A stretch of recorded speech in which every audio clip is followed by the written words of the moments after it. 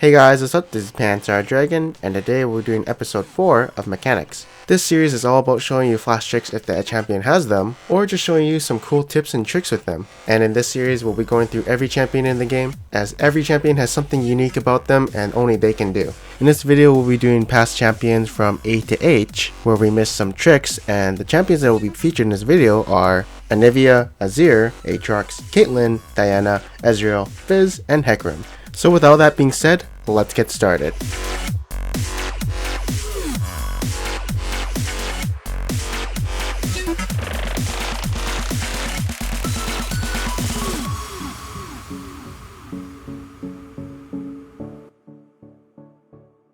Alright, so the first champion we're going to be showing is Anivia, and you guys have pointed out that I should show her spell combo. So the basic spell combo goes something like you're going to put a wall in front of them, and then cast your R right on top of them. Then throw your stun in the direction of whichever way you think he's going to go. So most likely you're going to throw the stun after he starts moving in a certain direction, and then you can use your E. And also, since he's slowed, it's actually easier to hit your Q, and if he does try to juke your ultimate, he'll just stay in your ultimate for a longer time. The next trick we're going to be showing is Anivia using her teleport while she's in egg form. So the only way you can do this is you use your teleport right before you're about to die and go into egg, as if you try to use a teleport in your egg form, it won't activate since you can't issue any commands while you're in egg form. So if you are running teleport and you are in a sticky situation and the enemy has no more CC to cancel your teleport, and you do have your egg, by all means use your teleport to get out of there. Next is going to be Atrox, and I actually skipped Atrox because I knew nothing cool about him that was unique or a trick it can do, except where you can cast your E before the flash, although really useless in a real game since it travels really slow and it's easy to react to. Kinda cool to know. And I guess I can say that his passive does work with Spirit Visage. The next trick we're going to be showing is with Azir, and ever since the patch where Azir can use his Q while in midair with his E range actually got an increase when you do combine the two spells together. This means it's actually harder to gank him in lane, and also opens up some cool wall hops with him. And so I'll be showing some of these wall hops so you guys get a general idea of what he can do.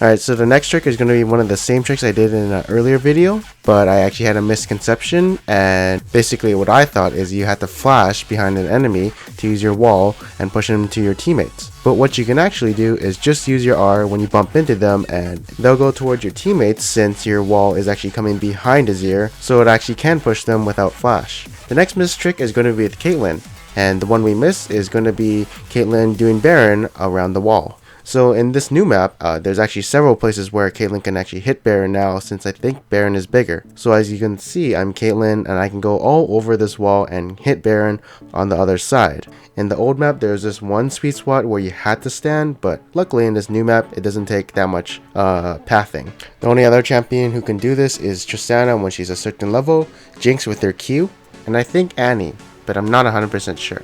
The next trick we'll be showing is with Diana. So some of you guys have pointed out that you can swap positions with the enemy by using your E and R at the same time. This is definitely better than using your E and then waiting until the enemy comes to you and then using your R right after, since you're only in front of them, and if you're behind them, that means you can get more auto attacks in. Of course, not always you want to do this because you might want to hold onto your R, maybe because your Q is coming up, or to use it to finish them. But if you are just planning to finish them off with some auto attacks, then go for it. The next missed trick we're going to be showing is with Ezreal. So Ezreal's E is one of those unique abilities where it can't be interrupted, and so basically if there's a displacement skill that is casted on you and your E is casting while a spell is trying to displace you, the E will always let you escape from that spell since it is a teleport and not a dash. This is also what makes Ezreal more slippery than other AD carries, and hence why he's known as one of the most kitiest AD carries there is.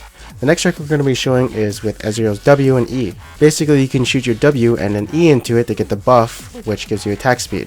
It's kind of useless in most scenarios since you'll probably use your W to shoot at someone rather than yourself, but I mean it does have its uses, say when you're trying to do Baron or Dragon, and targeting allies and yourself. The next trick we're going to be showing is with Fizz. So the missed trick I'm going to be showing is that you can use your Q, and then while in your Q animation, you can actually toss out your R so that you get a point blank ultimate on your enemy. This is actually very useful because if you're all-inning someone or initiating or whatever, you definitely don't want to miss your fish, so what better way to get it onto the enemy than right up to him. The next trick we're going to be showing is with Hecarim.